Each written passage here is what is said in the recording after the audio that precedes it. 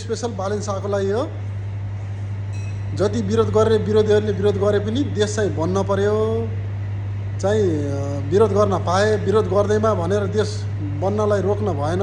जसरी हुन्छ देश चाहिँ छिटोभन्दा छिटो बनाउन पर्यो, चाहे जे गरेर हुन्छ, जे जस्तो गरे पनि गर्नुहोस्, तर देश चाहिँ हामीलाई राम्रो बनाउन पर्यो।